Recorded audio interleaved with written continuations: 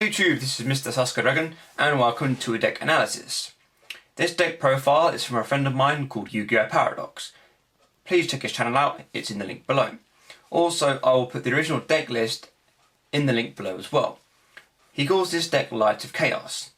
He uses Eclipse Wyvern to either banish Judgment Dragon or Red Darkness Metal Dragon. So when he's got enough cards in the graveyard, he tries to banish the Lightpulsar and another monster to bring Chaos Sorcerer to the field, or Lightpulsar to get that Red Darkness Metal Dragon or Judgment Dragon to his hand, and he wants to go and pwn the game. So it's a really good idea because not many people are using Judgment Dragon at all. I like the idea. I thought it was an interesting idea, so I decided to try it out. So I went on DN, tried the deck out. I got pwned. I went against Insectors, Dino Rabbits, I went against Wind-Ups, even more Chaos Dragons itself. The deck really flopped. It didn't hold its own. So we really had to change this deck. I couldn't do this on my own because I went through the deck list and thought, yeah, okay, I really need some help. So I went to my mate's team GKN, which we sat there and dissected this deck. Bearing in mind, of course, Yugiohparadox only has a small budget. And this is a budget deck, so he can't afford tour guides, he can't afford the big boss ones like BLS. So we really had to think about what to do. So of course, he ran one Chaos Sorcerer, and we thought, no, that's a bad idea, so he bumped it up to 2, because he doesn't have enough stuff to banish on the field. And with Chaos Sorcerer now, he can use the banishing effect to banish the opponent's monsters, which will really help him out a lot more. Then we wanted to use Eclipse Wyvern. He was only running one Eclipse Wyvern. We bumped that up to 2 because now he'd run 2 Judgment Dragons and 2 Red Darkness Metal Dragons. Otherwise, the deck would just flop. Because at the moment when he was running his deck, he only had 1 Eclipse Wyvern for 3 targets.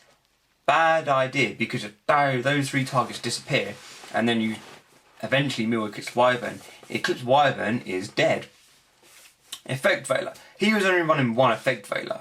Yeah, we bumped that up to 2 because you've got decks like Wind-Ups, Insectors, Chaos Dragons, and Dino Rabbit. Effect Veiler is boss.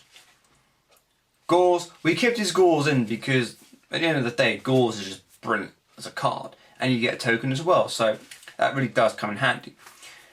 Honest, we just took out. That card don't need to be in there. It's pointless. Judgment Dragon. As I was saying earlier, we bumped this up to 2 because now you've got 2 Eclipse Wyverns in the deck. You now have 2 Judgment Dragons, so now you have 2 Judgments and 2 Red Eyes. So you've got 2 Eclipse Wyverns looking for 4 targets. Much easier. We get the 2 Lightpulsars in, the 2 Luminas we kept in. We bumped Lyla from 2 up to 3 because it's just boss and it works in the deck. Necro Gardna went from 1 up to 2 because you're going to mill that card straight away. When that goes to the graveyard, you just get rid of it and you stop an attack. Which is really, really handy sometimes when you're in a sticky situation. We kept the Red Darkness Metal Dragons the same. Ryko we bumped up to 3. Because at the end of the day, Ryko is a brilliant card. Yes, you have to mill 3, but you get to blow up one of their cards, which could seriously help you. Sangan, we just left Sangan in. We took Spirit Reaper out because once it's targeted, bye-bye.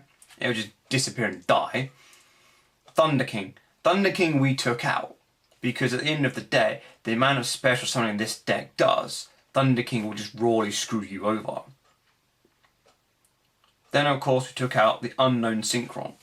I don't understand why Yugiohparadox stuck that card in there because it really doesn't help the deck at all. It's just a dead card and a dead draw. So I thought, no, we're taking that card out. Then of course he had 2 Wulf. We bumped up Wulf to 3 because the amount of milling this deck is going to be doing, you're going to mill Wulf off. And milling Wulf off is what you have to do. So once it from your deck to the graveyard, yeah, you can spam the field like a bitch. So that's what we did with his monsters. So bear that in mind, it's a budget deck. Went on to his spells. Allure of Darkness, we took that out straight away because he doesn't have enough targets for Allure of Darkness and it is a dead spell card. So we took that right out because it's pointless. Kept Book of Moon in, Charge Light Brigade, Dark Hole, Heavy Storm, Monster Reborn, kept all those in. We took out Monster Reincarnation and decided to stick in 2 Solar Recharge. Because he runs so many Lightsworn cards, Solar Recharge is never dead. And sometimes you'll draw some of those Lightsworn cards which you do not need in your hand and you want in the graveyard. You get to draw 2 and mill 2. So it's easy in some ways. You drop a dead draw card, draw 2 cards, mill 2 cards, all good. 2 MSTs we kept in there and a Pot of Avarice. We kept the Pot of Avarice in there just in case he doesn't have the cards he needs, because at the end of the day this deck does a lot of banishing, but if he's trying to go for his Judgment Dragon play, sometimes it's best to have that Pot of Avarice where you've got some Lightsworn cards that are duplicates and you want to back in the deck to draw 2 cards, because otherwise this deck really doesn't have any draw power apart from that. Then we go on to his trap cards. Now, this was a bit interesting because his deck runs a lot of cards. He needs a lot of protecting because sometimes the opponent is going to wipe the floor with this deck. So we thought, okay, we're going to have to make this deck a bit more interesting. Traps. He only run 1 Bottomless, so we bumped that up to 2. Running 2 Bottomless is key. Running 1 is absolutely ridiculous because you will not find this card. You will probably mill this card, and when you do have it, it will become dead. And just running it at 1's not good. You run things in 2s. It's just brilliant. Compulse. Now, when I saw first this list and he running 1 Compulse, my answer was, oh dear. Oh dear, oh dear. I thought, no. This is my personal choice, but I bumped up Compulse to 3. Compulse in this format is brilliant. The next format will be brilliant as well. Compulse is just brilliant. You don't pay any life points. You can compulse synchros, basically exceeds, and of course when they tribute summon, it goes bye-bye. That means they just wasted their turn. D-Prism we took out because it's just pointless. That didn't really help the deck at all. Fiendish Chain.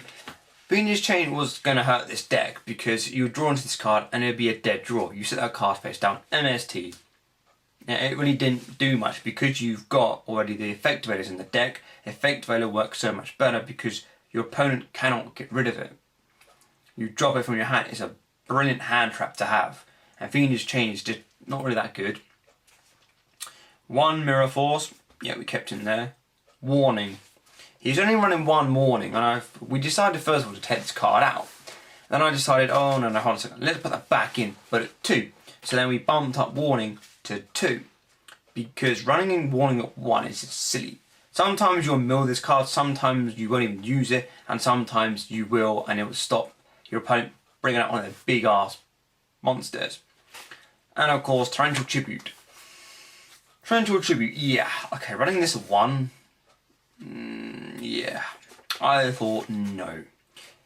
We sat down and discussed this and we thought bumping this up to 2.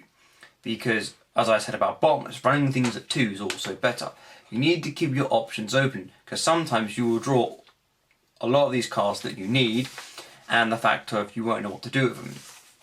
And having a Torrential Tribute is brilliant because your opponent will go off in a tangent. TT, oh crap. Sometimes Bottomless won't be able to help. Compulse you may have used already. Your Mirror Force is gone. Your Warnings are dead. And TT is all you've got left in your hand. No brainer. It's always best to keep your options open. This is what I say to a lot of my friends when I'm actually doing a deck profile and a deck analysis of their deck. I sit there, go through it and explain to them, this needs to change. So, his extra deck is quite standard, so we really didn't do much to his extra deck because mostly he's relying on his main deck to basically do most of the work. The extra deck is not too bad. I mean, there are a few things that I would stick in there myself personally, but it's standard, but it works for this deck. I tried it out and it really does work. With the changes I made to this deck, and of course from my friends Team GKN, this deck worked. So what I really have to say is, at the end of the day, the original deck list is down below. If you have any ideas you would think to make this deck better, bearing in mind of course this is a budget build, so no Tall Guards or BLS, I would like to hear from you, so please in the comments below what you would change in this deck. I'll also put in the link below what cards we actually changed as well, so you can see that the fact that we've done some work. on trying to make this deck better. So please, as I always say, rate and subscribe, and please comment below.